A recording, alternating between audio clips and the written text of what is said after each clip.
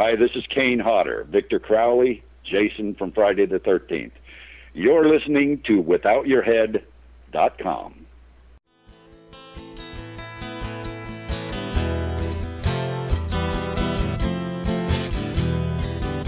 We're back. We welcome Adam Green to Without Your Head. Welcome to the show. What's up, guys? Thanks for having me. Not much. How you doing?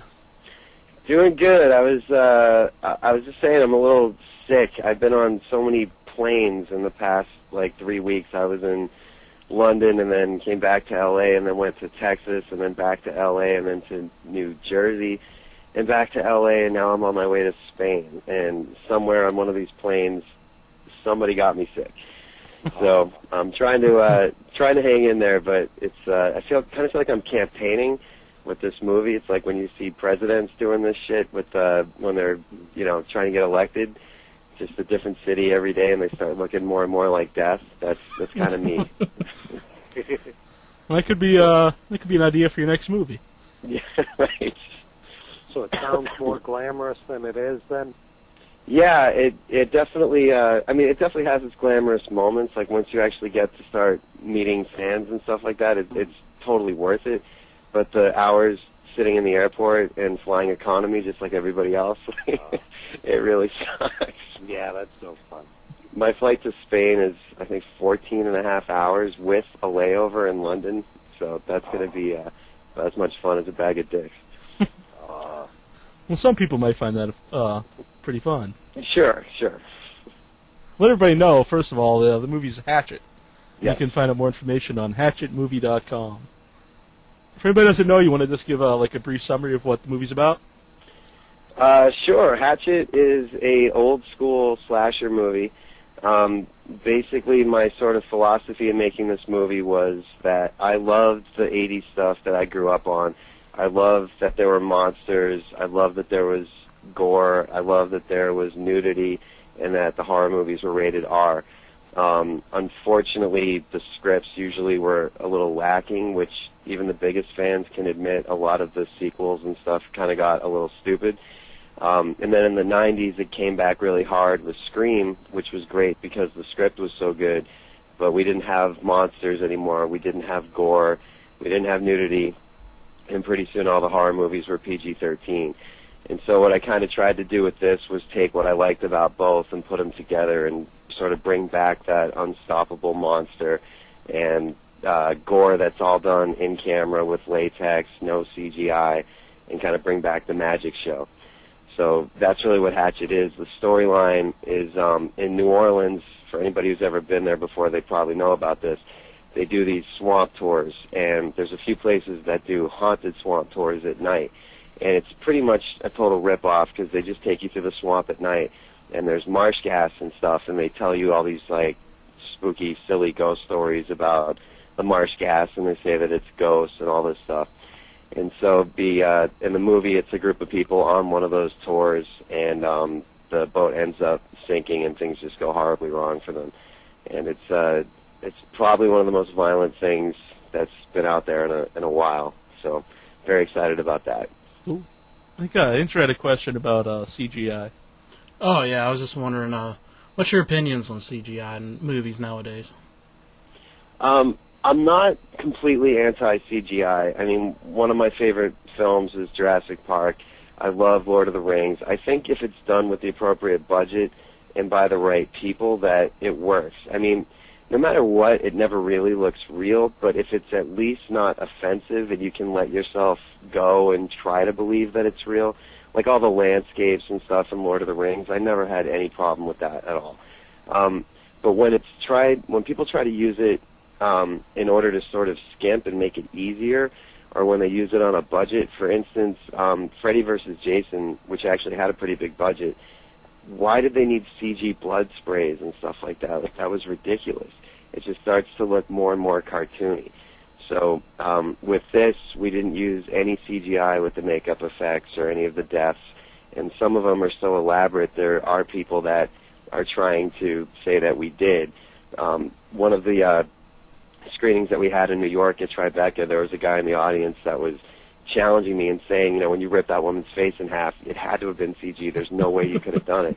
which was a huge compliment to myself, my director of photography, and of course John Beekler, who designed the effects.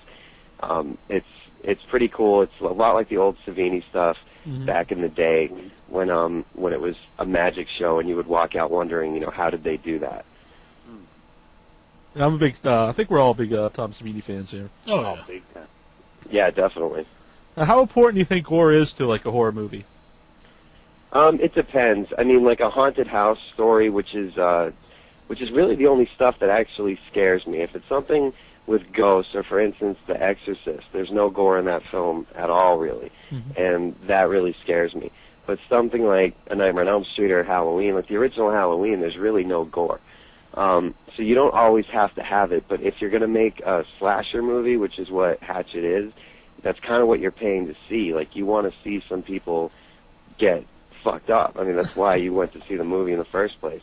So it's, I think for a slasher movie, you have to have it. Some of these PG-13 movies that are coming out now are just silly, and I try to be lenient with those films because clearly there is an audience for it. For instance, just because I don't enjoy the Teletubbies doesn't mean that the audience that it's for doesn't enjoy it. So PG-13 horror movies are for, that age group, so I definitely get it. But my problem is that Hollywood knows that we as an audience, as horror fans, are going to go see basically every horror movie that comes out in the theater, just because we're glad to have a horror movie in the theater. And they kind of capitalize on that, and they shoot for the PG-13 rating just so that more people can go see it and it can make more money. I mean, how many times have you guys gone to see a movie that you totally know was going to suck? And it did suck, and when you walked out, you said it sucked, and you probably still bought the DVD.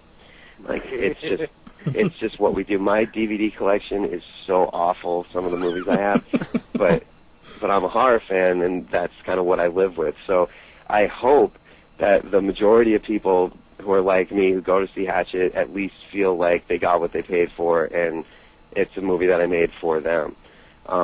I really, it's the most selfish thing I'll probably ever make, because I just made the movie that I wanted to see. I didn't care about reinventing the wheel. I didn't care about social commentary or anything like that. I just made the most balls-to-the-wall, fun, gory slasher movie that I could, and thankfully people are embracing it, and it's been doing so well at all these film festivals all over the world, and you hope that it's going to go this far, but you never really believe that it will. And the fact that we're going to get a theatrical release is just crazy. So I'm very excited about that. Even the name of the movie is pretty basic, Hatchet. Is that something you really just had in mind, just kind of straightforward, something you really want to see? It's funny. I used to joke about it when I talk. When people would ask me why I love horror movies, and I would say, some of them are so basic. It's just, people running from a guy with a glove with knives, or this or that. And I used to say, someday I'm going to make a movie called Hatchet, just so that someday they make like a Hatchet 4, because once you get past 3, it's just retarded. I mean, like when you get into like Friday the 13th 8 and stuff like that, like how do you expect people to take it seriously anymore? He's taking Manhattan.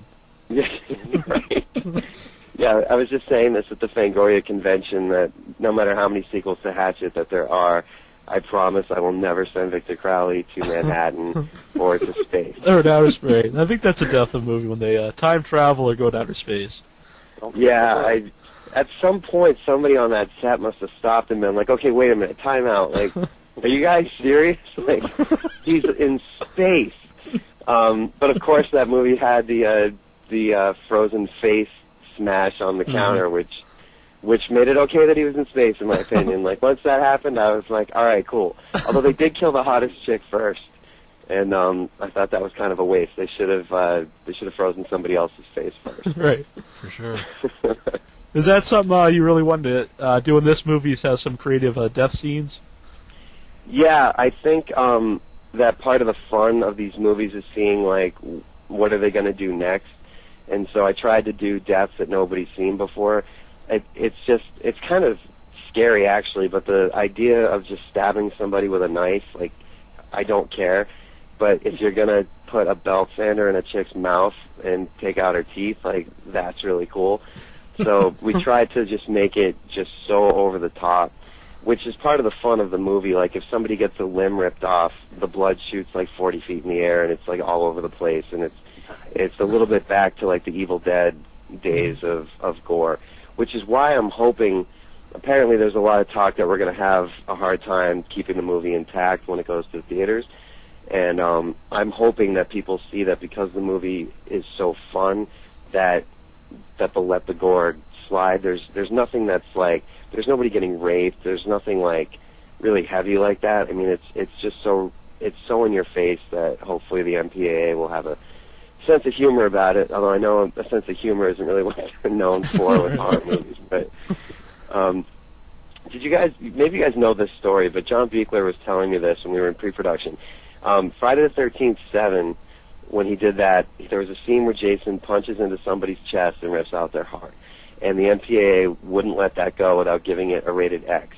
Yet the same summer, Steven Spielberg did it in Temple of Doom and got a PG. Oh, yeah. So it all kind of depends on the size of the movie, who's behind it, and me, this really being the first thing that I'm actually going to be sort of known for.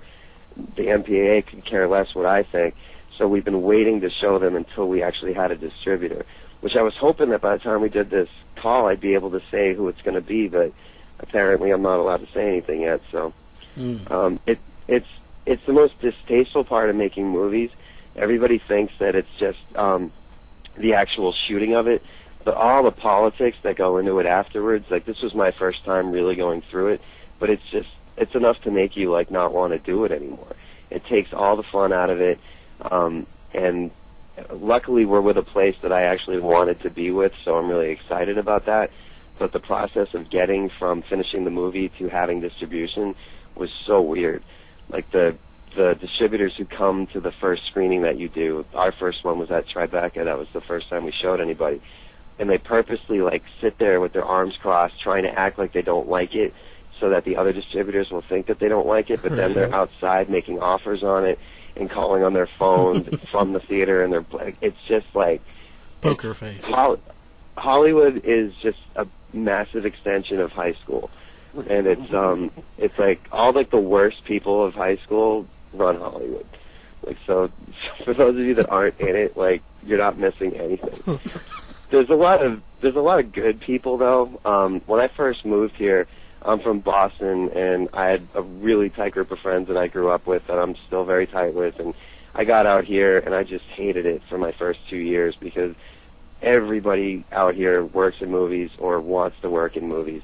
Everybody's a producer, a writer, a director, and it's really hard to make genuine friends. But once I did, you can kind of start to see through it. And even on the studio side, the executives, the suits, there's a lot of really good people out here who really do still love movies, which is kind of the problem. Is Hollywood's a business. It's not really an art form. The movies are an art form, but the system is a business. So you have like two complete opposites trying to work together, and it's definitely hard. Is there any other directors, former indie directors who's tried to give you some advice? As far as indie directors go, one really. Well, let's see. I mean, John Buechler was really my mentor on this film because he had been there and done it, and he was just great. But when it came time for like the sales process and all that stuff, I spoke a lot with Eli Roth about it and just kind of running things by him, like, is this normal? Should this be this way? What should I do about this? And he was extremely helpful because he had just gone through it, a few years before with Cabin Fever. Mm-hmm.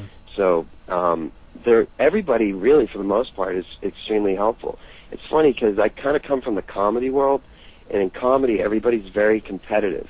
And even like when you're writing on a TV show and you're all sitting around the table coming up with jokes, some of the writers will purposely try not to laugh at your jokes so that they can get their own jokes in the script and not yours.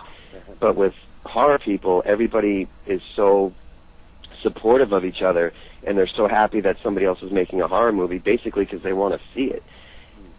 This is a genre where if you're making an independent horror movie, you're doing it because you love it. Because chances are you're not going to get rich off of it. It's probably going to go straight to video. So if you're doing this, it's because you really have a passion for it. Other aspects of filmmaking, I think there could be other incentives for why you're doing it. But if you're like standing there in 30-degree rain in the middle of the night throwing blood on some girl. Like, you clearly love what you're doing. Right. You got a question, Incher? You have some horror living legends in your film. Tony Todd, Robert Englund, Kane Hodder. What was it like having them all in your film? It was like a big wet dream come true, because I'm such a fanboy. Like, I'm calling you guys from my office right now, where I have action figures for every one of those guys. I have, like, stuffed dolls. I have every poster, I'm just like the biggest dork you've ever met. And so when I actually got to work with those guys, it was crazy. One of the best moments was standing on set, and Robert Englund was on one side of me, and Kane was on the other, all dressed up as Victor Crowley, which is a character that I thought of when I was just 8 years old. And I'm looking at both of these guys who are just, like, talking to each other about how cool the makeup is. And I'm just thinking, who am I? Like, if someone could have told me this when I was 13, I would have said that they were high. And I kind of thought I was, just standing there with those guys. And they're so great because they don't phone anything in. Like, all three of those guys, like, they bring everything to every word they say. Everything they do needs to be, like, understood. They don't just capitalize on the fact that they're horror icons, and they are often offered parts in different movies and stuff like that. One of the best stories of how we got them, with Robert Englund, we kind of contacted his agent, and the agent sort of told the casting director, like, you guys don't really have enough money. If it's a part in a horror movie, you know, Robert's worth a ton of money because of, like, the foreign dollars and this and this and that. So, like, we weren't even going to be able to get the script to him. And that night, I went to the first season of Masters of Horror. It was the kickoff party. And I'm standing there, and I see Robert Englund walk in, and my friends were like, why don't you go say something to him? But I saw all these other guys coming up to him, handing him business cards and things, and I was like, you know, I don't want to be that guy. Like, I can't stand.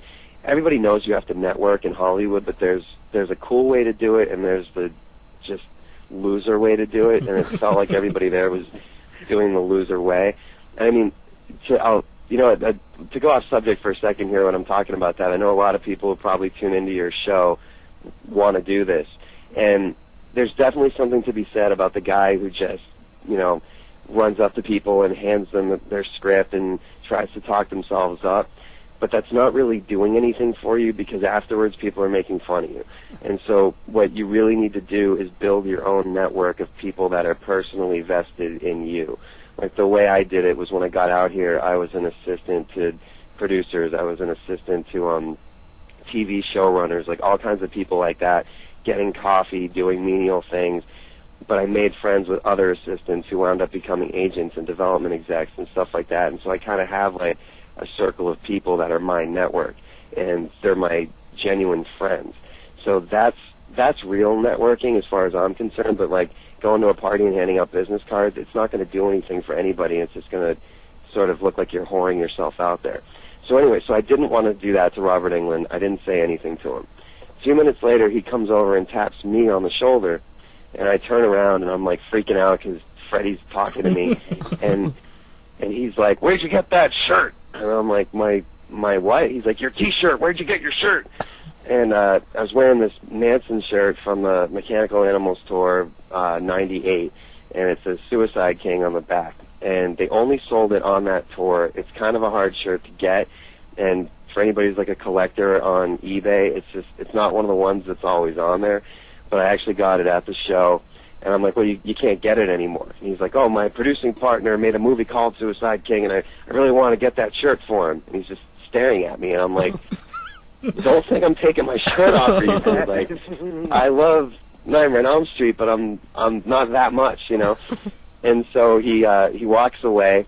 And later that night, when I got home, I was like, you know what, I'm just going to try. And I looked on eBay, and I happened to find the same shirt in a size large, brand new closing for like $75 in 2 minutes.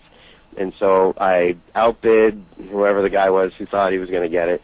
And I called Robert's agent, and I'm like, you know, I want to send him this shirt as a gift. And his agent was like, you know, I was standing right there. Why didn't you say who you were? I said, it's not my style, but I just want to send him the shirt as a gift because I know he wants it. And so sure enough, my script rose up to the top of the pile, and he actually read it. And the next day, we actually have this on the DVD for the behind the scenes. My assistant comes into the office and says, Robert Englund's on the phone for you. And it's 30 minutes of me just on the phone saying nothing but, thank you, sir, Mr. Englund, sir, thank you. And him just going off on, like, how great he thinks the script is and that this could be the next icon, and he's so eager to do it, and all because of that Marilyn Manson shirt. So that's a pretty funny story. But that's kind of how we got everybody. It was just weird things like that. Mm-hmm. Does it make you proud that, like, so many people have been giving it good reviews, and a lot of people in, like, the horror genre saying it might be the next big icon and everything? Yeah, I mean, obviously it's great to hear that stuff, but you kind of have to take it all with a grain of salt. Like, right. We've been extremely fortunate that we really haven't gotten a bad review. And that's great, but we are going to get a bad review at some point. I mean, it happens to everybody. It's going to happen, and I can't take that seriously either. I mean, I'm confident in the film. I've seen it with enough audiences at this point that I know it works, and the reviews are great, but they're still just reviews. It's just somebody's opinion, and I'm sure there's going to be people who see it who don't agree with the reviews or do, and when they start saying he's like the next icon, I think there's still a ways to go before we can actually say that. I mean, that's obviously it's very flattering, but I think to be an icon, you have to have some sort of longevity. Mm-hmm. So let's see what happens if there's a Hatchet 2, and if it lives up to the first one, and then maybe Victor Crowley will be a horror icon. I mean, that would be insane, but I think it's still a little early to be saying that. But I mean, obviously, yeah, when you hear it, it's like, wow, thank you. But you got to keep a level head about it all. Right. It recently won Audience Choice Award for Best Picture at the Fantastic Fest in Austin, Texas. Yeah. Was that something you take a little more seriously because the audience picked it? Yeah. Like, it's funny, but if like a jury picked it, it would be cool, and you'd be like, awesome, they liked it. But it's a jury, and who knows who was on it and what their reasons were for voting for the things they did. But when it's the Audience Choice Award, and that literally means that everybody was sitting there, like, voted on a card, and they liked yours the best. I mean, that's like, it doesn't really get better than that. And like, especially that audience at Fantastic Fest, like, that's like a hardcore audience, and those people were really, really hyped up to see this, and they were really, like, serious about it. And a lot of them were very skeptical. They were admitting it beforehand. I was walking through the line, and there was a line before the midnight show that was like the whole lobby of the theater, out the door, outside, and a lot of the people didn't get in because it sold out so fast, and it was really scary. Plus, Andrew Bjarnski shows up, who I'd never met before, but like I said, I'm a total horror fanboy. And he's just like, comes up to me, he's like, yeah, I saved your seat next to me. I'm like, awesome. So now I get to watch it with all this stress and Leatherface. And he's next to me, and every time Victor Crowley's killing somebody, he's just laughing, and he's elbowing me like as hard as he can. That's fucking great. That was fucking great, dude. And I'm so black and blue from sitting next to him, like, it's still. And then at some point, he just kind of switched over from calling me Adam to calling me Eric. And it's one of those things, like, when somebody calls you the wrong name, if you don't correct him right away, you kind of can't at that point because you missed your opportunity. So he probably still thinks I'm Eric, but whatever, and that's cool. My brother's name's Eric, so I guess it's all right. Close enough. Right, yeah. You talked about, like, a lot of the death scenes and stuff. Did anybody think of anything that you just thought was, like, too crazy that you didn't want to put in the movie? Or just too over the top? Not really. I mean, I wrote all the deaths, and they all stayed in as is. There was one that I actually tried to take out because I didn't think that it made sense. And just to kind of go back in time, the first short film I ever made was called Columbus Day Weekend, and it was I made it for $8 with my friends in somebody's backyard, and it was like this big fat Jason and this big fat Michael Myers stalked the same campsite by mistake, and then they're gay for each other, and that got like bootlegged all over. That was like really what got me started in Hollywood, and it's like at some point it will resurface on the internet again. I was just going to say, I'm about to look that one up. It used to be readily accessible, but I kind of had to take that down now because I don't want to get sued. Right. But it was, I mean, it's definitely funny, but there was a gag in there where this girl's trying to run away from Fat Jason, and he just looks down, and there's like an electrical cord running through the woods plugged into a fan, and he takes the fan and kills her with it, because we were just trying to make fun of how they always seem to find the craziest weapons in the middle of nowhere. So Victor Crowley has a shed full of tools and stuff, but one of the deaths was he puts a belt sander in this girl's mouth, and it's something that we did in Columbus Day. Michael Myers did it to somebody.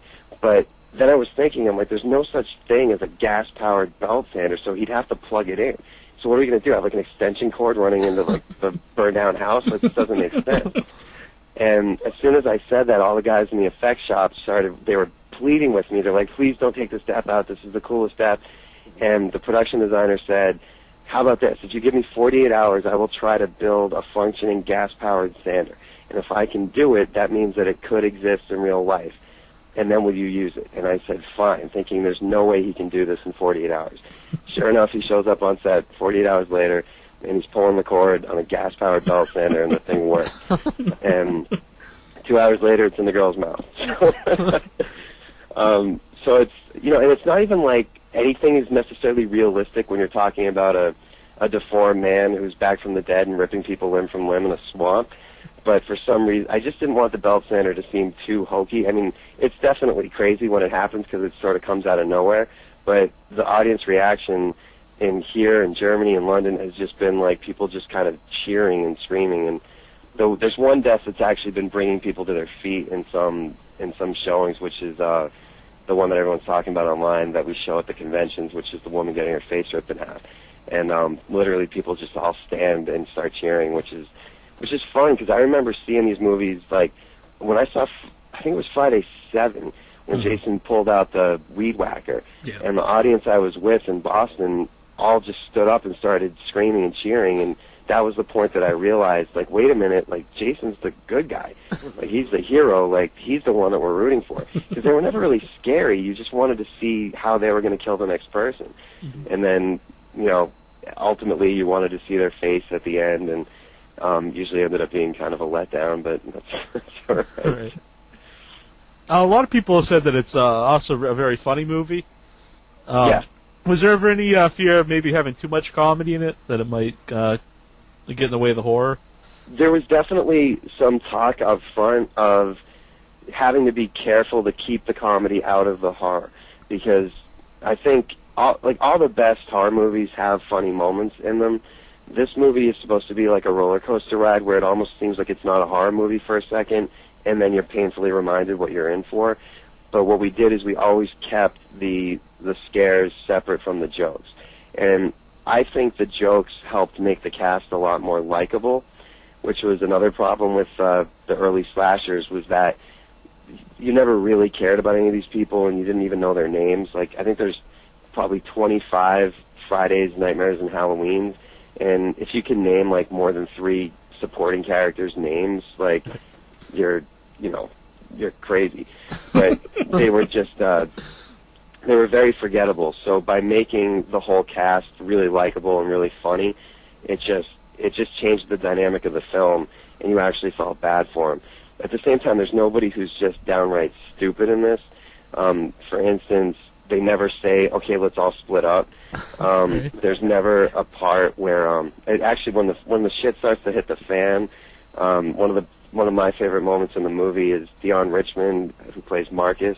The first thing he does is climb up a tree, because I always used to say that, like, if Jason's coming after you or Michael Myers is coming after you, just climb a fucking tree, because at least you can see where they're coming from. I mean, of course, they would then just appear in the tree next to you and get you or something, but they treat it very real, and they're legitimately scared, and they just keep saying, like, this is so fucked up, what the hell is going on? But because the first half of the movie, you were laughing with them, it really kind of helps. And when you walk out of it, like, I usually try to leave the theater, like, right before the end so I can see people's faces when they walk out. And at this point, it's kind of easy to do because most people don't know what I look like, so I can really blend in and nobody knows that I'm there. And it's just really fun to see people walking out with these huge smiles on their faces. And in some cases at Tribeca, like the same people, because it was 5 nights there, kept coming back night after night, which was also a good feeling because it's just a fun movie. Mm-hmm. What other places coming up can people come and see the movie? Let's see. I think there's only one more chance in America to see it. It's going to be in Barcelona in Spain on Friday the 13th and Saturday the 15th. And then in Los Angeles, it's going to be playing at Screamfest on Hollywood Boulevard on October 21st, which is a Saturday. And then that'll be it until it actually comes out. We were only going to do one American festival, and then that was it. But when Harry Knowles handpicks your movie himself, you don't say no. Mm-hmm. So I had to explain to the distributor that we were still negotiating with at the time. I'm like, look, Harry Knowles wants the movie in Fantastic Fest. I'm bringing it. I know you don't want to show anybody anymore. And it's the reason why they don't want it out too much is that you don't want to be overexposed. But with this movie, there's nothing we can do about that because it's the internet hype. We had nothing to do with this aside from building our website. And everybody knows about it, but you don't want to hype it too much, and you don't want to get people's expectations to the roof and all that other stuff. We already have the good reviews. There's really no reason to be showing it anymore until it comes out. But as far as when it comes out, I was hearing the end of January. But originally what they were saying was they would open it limited as an NC-17, and then after that they would put it out everywhere as a rated R. But now they're actually thinking they're not going to do the NC-17 one. They're just going to do the rated R one. And they're going to do it wide right away, which would mean that they would probably, I would imagine they're going to hold till February or March if they're going to do 2,000 screens or something like that. But I still haven't seen any sort of contract or paperwork or anything like that. I just know in the initial deal with the distributor it was a guaranteed theatrical film. So that was kind of what we were holding for. Because some of the other places that I don't want to name are notorious for picking up independent movies and then shelving them for years, and then all of a sudden they come out on video, or what happened with Feast, did you guys see Feast yet? No. It's so good. Whatever.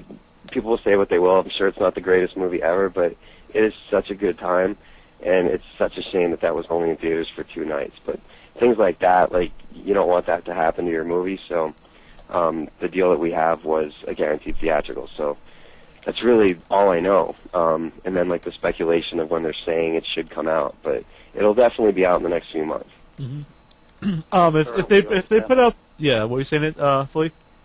I was just saying early 07 then, probably. Yes. Yeah.